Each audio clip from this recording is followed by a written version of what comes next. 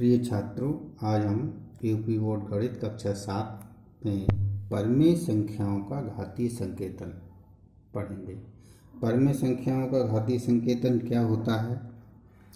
बहुत ज़्यादा विशेष बात नहीं है, बस परमेय संख्याओं में हमें देखना है। जैसे कि यदि हमारे पास कोई परमेय संख्या है 2/3 और उस पर घात कितनी लगी हुई है?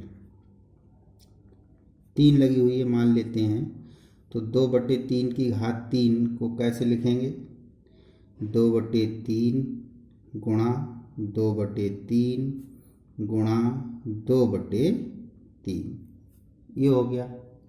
अब अगर हम थोड़ा सा ध्यान दें कि ये 3 परमेय संख्याएं हैं और इनकी यदि गुणा करें हम, तो इनकी गुणा किस तरीके से होगी?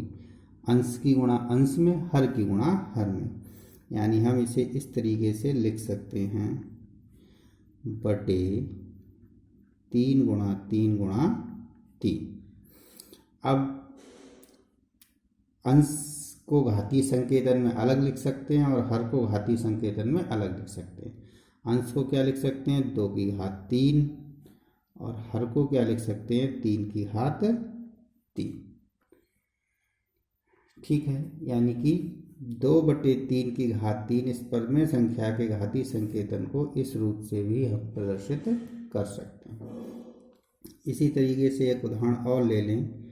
मान लो 1/2 की घात 5। इसका अर्थ क्या हो गया? 1/2 गुणा 1/2 गुणा 1/2 गुणा 1/2 गुणा 1/2। घात 5 है, यानी 1/2 की 5 बार गुणा हो गई हमारी। अब परमेय संख्याओं के किस तरीके से गुणा करते हैं? अंश की अंश में, हर की हर में। अगर अंश की अंश में गुणा करेंगे तो 1 गुणा 1 गुणा 1 गुणा 1 5 बार हो गई, यानी 1 की घात 5 आ जाएगा, बटे 2 की घात 5 आ जाएगा। ठीक इस तरीके से हम इसे लिख सकते हैं। यानी कि एक नियम यदि हम बनाना चाहें तो नियम हमारा क्या निकल के आएगा कि यदि a/b की घात n है तो ये होगा a की घात n बटे b की घात n के बराबर। या इस तरीके की बात है, उल्टा भी ये सत्य होगा। a की घात n b की घात n है, तो इसे हम a/b की होल घात n लिख सकते हैं, क्योंकि 2 की घात 3 को हम इस तरीके से लिख सकते हैं, 3 की घात 3 को इस तरीके से, फिर इनको इस तरीके से लिख सकते हैं, और यहाँ 2/3 की होल घात लिखी जा सकती है। यानी ये नियम दोनों तरफ से सत्य है। ठीक, अब इसे किस तरीके से प्रयोग करेंगे ये हमारे ऊपर है। उम्मीद करते हैं समझ में आया होगा। एक बार रिपीट कर देता हूँ, a/b की होल घात n बराबर a की घात n, b की घात n अलग अलग हो जाएंगी। यदि अलग अलग हैं और कहीं पर हमें इकट्ठा करना है तो a/b की होल घात n हो जाएगा। ठीक है, इसके बाद हम देखते हैं अपनी अभ्यास 2C। अभ्यास 2C में देखें पहला प्रश्न क्या है। पहला प्रश्न बहुत ही सरल है। 12 गुणा 12 गुणा 12 गुणा 12 गुणा 12 गुणा 12 को घात रूप में व्यक्त कीजिए। यहाँ देखिए 1 2 3 4 5 6, 12 कितनी बार आ रहा है? 6 बार आ रहा है। तो इसको हम घात रूप में क्या लिख सकते हैं? 12 की घात 6। बस यही आपका उत्तर हो जाएगा। ठीक है, बहुत ज़्यादा कोई नई बात नहीं है। पिछले अभ्यास में आपको जो नियम बताए हैं उसी से आधार पर ये प्रश्न हल हो गया। प्रश्न संख्या 2, 15,625 को आधार 5, आधार 25 एवं आधार 125 के घातीय संकेतनों में व्यक्त कीजिए। अब यहाँ देखिए संख्या एक ही है आपके पास, लेकिन आधार यहाँ पर इन्होंने अलग अलग दे दिए हैं। तो देखिए हम किस तरीके से इसे हल करते हैं। सबसे पहले 15,625 के हम गुणनखंड कर लेंगे। 15,625 को हम 5 से काटते हैं। 5 तियाँ 15, 5 एकम 5, 1 बचा, उतारे 2 12, 5 दूनी 10, 2 बचे, 5 पंजे 25। फिर 5 से 5 छक 30, 1 उतारा 2 12, 5 दूनी 10, बचे 2, उतारे 5, 5 पंजे 25। फिर 5 से 5 एकम 5, 1 बचा, 5 दूनी 10, 5 पंजे 25। फिर 5 से 5 दूनी 10, 5 पंजे 25। फिर 5 से 5 पंजे 25। फिर 5 से 5 एकम 5। तो इस तरीके से हम देखते हैं कि 15,625 के गुणनखंड हमारे बने 5 गुणा 5 गुणा 5 गुणा 5 गुणा 5। कितनी बार आएंगे? 1 2 3, 1 2 3 4 5 6, 1 2 3 4 5 6 बार आएंगे। तो 15,625 को हम आधार 5 पर क्या लिख सकते हैं? 5 की घात 6। ठीक है। अब हमें 25 का आधार चाहिए, यानी हम इसे 25 के रूप में गुणनखंडों में तोड़ दें तो दो दो हमारे जो हैं वो 25 25 हो जाएंगे। 5 पंजे 25 से 25 लिख सकते हैं, इसे हम 25 लिख सकते हैं और इसे हम 25 लिख सकते हैं। तो 15,625 हमें 25 की 3 बार गुणा करने से प्राप्त हो जाएगा। तो ये हमारा घातीय संकेतन आएगा 25 की घात 3। और 125 का आधार बनाना है तो हमें कितने लेने पड़ेंगे? 5 को 3 बार गुणा करेंगे। 5 पंजे 25 पंजे 125, तो इधर 3 बचेंगे। तो ये हमारा क्या बन जाएगा? 125 ये बन गया और 125 ये बन गया। तो सिर्फ हमें 125 गुणा 125 करने पर हमें 15,625 मिलेंगे। यानी कि हम 125 को यदि आधार बनाएंगे तो घातीय संकेतन में 125 की घात 2 लिखा जाएगा। तो इस तरीके से ये प्रश्न हो गया 15,625, 5 की घात 6, 25 की घात 3, 125 की घात 2। ये 5 के आधार पर, 25 के आधार पर और 125 के आधार पर। ठीक, इस तरीके से इस प्रश्न को हल कर लेंगे। प्रश्न संख्या 3। प्रश्न संख्या 3 में देखें, 0.001 को आधार 0.01 पर घात रूप में व्यक्त कीजिए। तो 0.001 इसको हम क्या लिख सकते हैं? देखो 4 के बाद दशमलव है तो 0.01 गुणा 0.01। तो जब हम इसकी गुणा कराएंगे तो 1 एकम 1 हो जाएगा और दशमलव कितने के बाद आ जाएगा? 4 अंकों के बाद। यानी कि इसको हम गुणा रूप में ये लिख सकते हैं 0.01 गुणा 0.01। और घातीय संकेतन में क्या आ जाएगा? 0.01 की घात 2। ठीक है। तो 0.01 की 2 बार गुणा कराएंगे तो हमें ये प्राप्त होगा और इसे घातीय संकेतन में घात 2 के रूप में लिख सकते हैं। घात 2 को ही हम क्या कहते हैं? वर्ग कहते हैं और घात 3 को घन कहते हैं। तो कहीं प्रश्न आए घात वर्ग रूप में व्यक्त कीजिए, यानी आपको उसे घात 2 के रूप में व्यक्त करना है। घन रूप में व्यक्त कीजिए, यानी कि आप उसे घात 3 के रूप में व्यक्त करना है। प्रश्न संख्या 4। -343 को आधार -7/8 पर, -343/512 को आधार -7/8 पर घात रूप में व्यक्त करना है। तो इसको देखिए, जो नियम बताए हैं, ऊपर के गुणनखंड अलग, नीचे गुणनखंड अलग।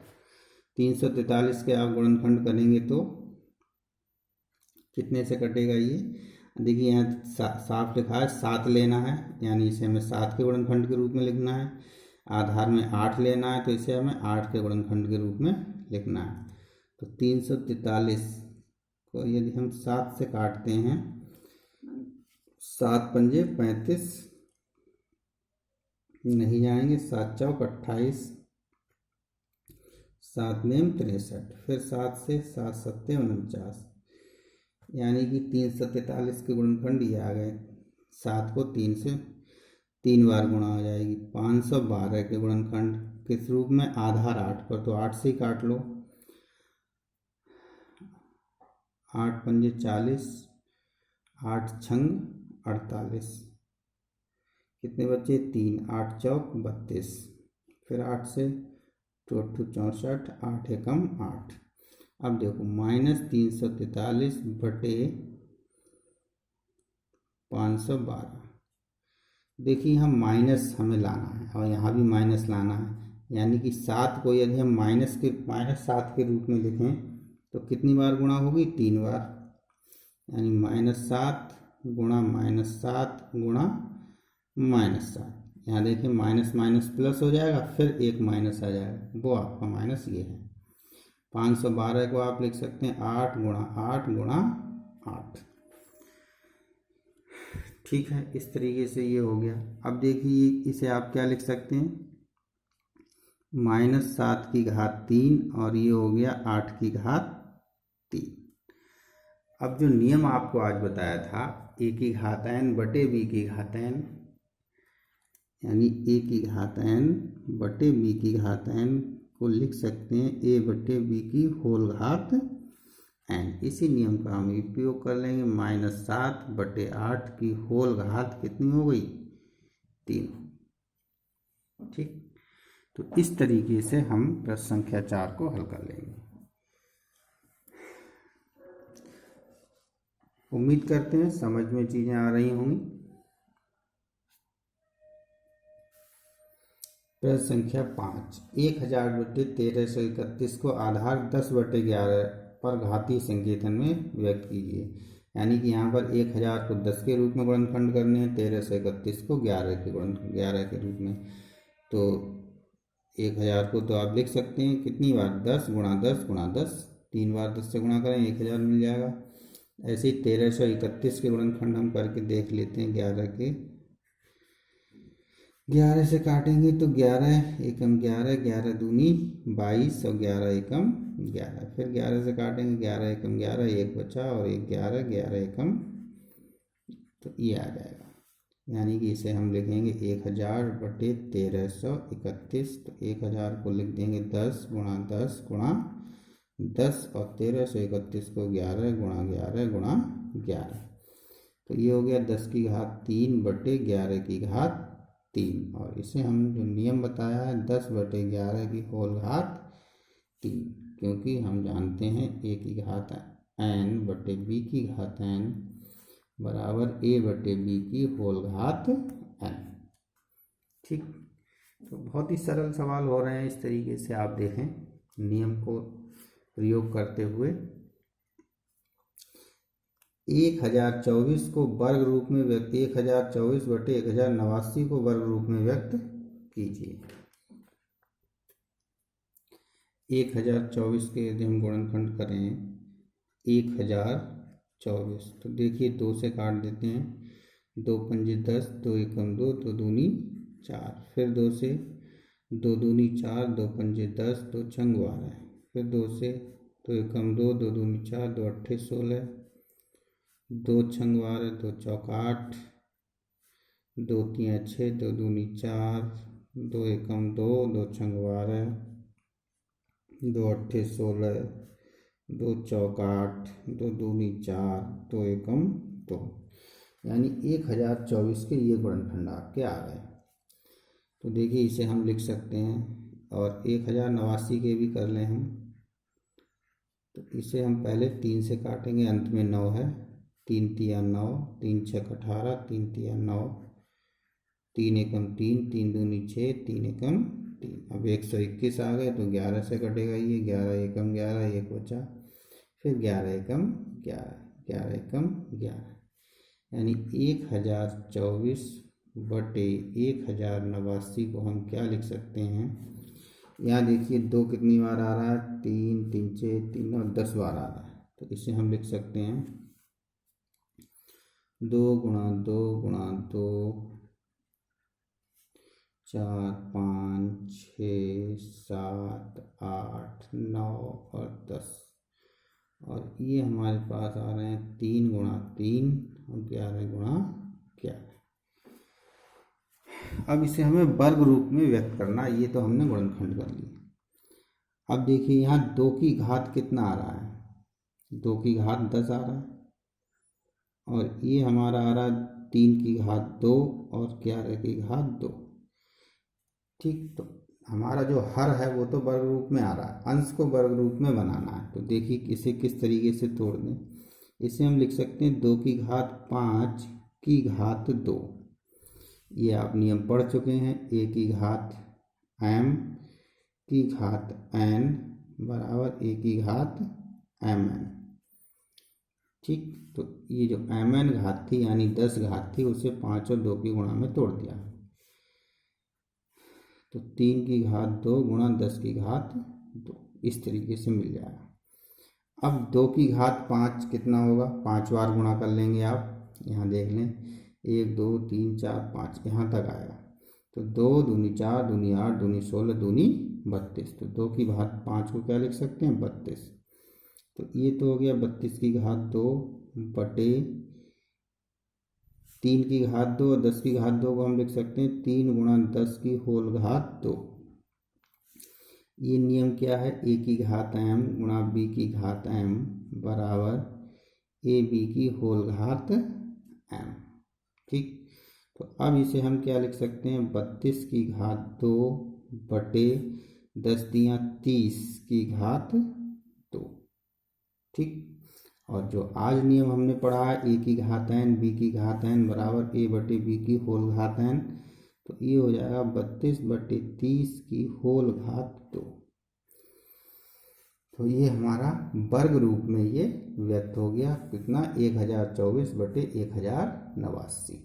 यहाँ पर हमने नियम यूज़ किया a की घात n b की घात n बराबर a बटे b की होल घात n।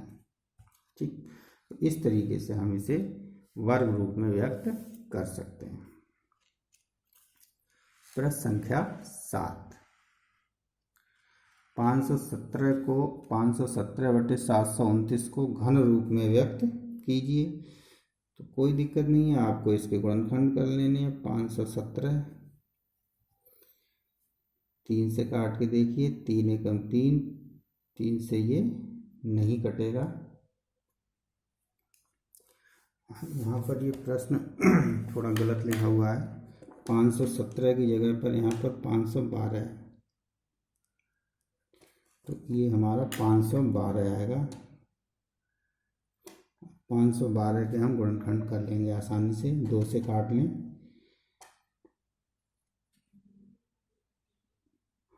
देखो प्रश्न संख्या 6 में हम 512 के गुणनखंड कर चुके हैं। उसी में आप देख सकते हैं बीच में 512 आया था। तो यहाँ दोबारा से करना चाहें दोबारा से कर लें। 2 से काटते हैं, 2 दूनी 4, 2 पंजे 10, 2 छंग 12, 2 एकम 2, 2 दूनी 4, 2 अट्ठे 16, 2 छंग 12, 2 चौक 8, 2 तियाँ 6, 2 दूनी 4, 2 एकम 2, 2 छंग 12, 2 अट्ठे 16, 2 चौक 8। फिर 4 को काटोगे तो 2 दूनी 4। ठीक, तो कितने बनेंगे, 1 2 3 4 5 6 7 8 9, 512 9 बार आएगा। 729 को काटेंगे तो ये 3 से काट सकते हैं आप, 3 दूनी 6, 3 चौक 12, 3 तिया 9, 3 अट्ठे 24, 3 एकम 3, 3 दूनी 6, 3 सत्ते 21, 3 नेम 27, 3 तिया 9, 3 एकम 3। तो यहाँ पर आपके 6 गुणनखंड आते हैं। देखें, इसे लिखें 512 बटे 729। तो इसे आप क्या लिख सकते हैं, यहाँ 2 की घात 9, और इसे क्या लिख सकते हैं, 3 की घात 1 2 3 6, 3 की घात 6। अब इसे मैं घन रूप में बदलना है, यानी होल घात हमें कितनी करनी है, 3 करनी है। तो देखिए इसे क्या लिख सकते हैं, इसे हम लिख सकते हैं 2 की घात 3 की होल घात 3, 3 तिया 9 आ जाएगा। इसी तरीके से इसे लिख सकते हैं 3 की घात 2 होल घात 3, 3 दूनी 6 आ जाएगा। ठीक, अब होल घात 3 हमें रखनी है, घन बनाना है। तो 2 की घात 3 कितना होगा, 2 एकम 2, 2 दूनी 4, 2 3 4 दूनी 8। तो 2 की घात 3 हो गया 8, यानी इसे लिख सकते हैं 8 की घात 3, और 3 की घात 2, 3 तिया 9 हो गया, तो इसे लिख सकते हैं 9 की घात 3, और इसे हम लिख सकते हैं 8/9 की होल घात 3। तो ये इस तरीके से हमारा घन रूप में व्यक्त हो जाए। नियमों का हमें अच्छे से प्रयोग करना है। प्रश्न संख्या 8 को वर्ग का वर्ग रूप, यहाँ देखिए 0.0001 का वर्ग रूप होगा, तो देखें 0.000001 वर्ग रूप होगा, यानी इसे 2 भागों में तोड़ देना है। तो देखो यहाँ से 1 के रूप में, तो इसे क्या लिख सकते हैं 001 गुणा 0.001, 6 के बाद दशमलव है तो 1 2 3 4 5 6, यहाँ 3 और 3 के बाद हमने दशमलव कर दिया। ठीक, तो ये 2 बार गुणा आ गई, तो 0.001 का ये वर्ग, इस तरीके से हम इसे लिख सकते हैं। प्रश्न संख्या 9 बहुत ही आसान है। 0.05 का मान की घात 3 का मान बताना है, तो इसे हम क्या लिख लेंगे 0.05 गुणा 0.05 गुणा 0.05। अब हमें इनकी गुणा करा लेनी है, तो 5 पंजे 25 और 25 पंजे 125। दशमलव कितने के बाद आना है 2 2 4 2 6, 6 अंकों के बाद, तो 1 2 3 अंक है हमारे पास, 3 0 बढ़ा लेते हैं, उसके बाद हम यहाँ दशमलव लगाते हैं, तो इसका मान हमारा कितना हो गया 0.000125। ठीक, तो इस तरीके से इसे हम हल कर सकते हैं। प्रश्न संख्या 10 64/125 के घन रूप का आधार बताइए। इसका घन रूप लिखना है और उस घन रूप का हमें आधार बताना है। तो देखें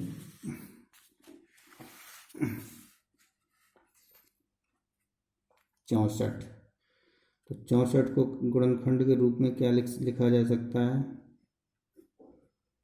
अब तो हम अपने आप भी लिख सकते हैं 2 गुणा 2 गुणा 2, ये 8 हो गए, 8 8 64 होते हैं, तो 8 ही हो गए, फिर 2 गुणा 2 गुणा 2, ये होगा 6 बार। अलग से गुणनखंड करके आप लिख सकते हैं, कोई दिक्कत नहीं है। 125 को क्या लिख सकते हैं 5 गुणा 5 गुणा 5, 5 पंजे 25 पंजे 125। घन रूप लिखना है इसे, तो हम इसे, ये क्या हो गया 2 की घात 6 हो गया, ये 5 की घात 3, तो ये तो घन रूप है ही। इसे हम लिख सकते हैं 2 की घात 2 होल घात 3, 5 की घात 3, क्योंकि 3 दूनी 6, घन बनाना तो घात ऊपर रहनी है, तो ये हो गया 4 की घात 3 बटे 5 की घात 3, यानी कि हमारे पास ये आ गया 4/5 की होल घात 3। हमें घन रूप का आधार बताना है, तो घन रूप का आधार कितना हो जाएगा,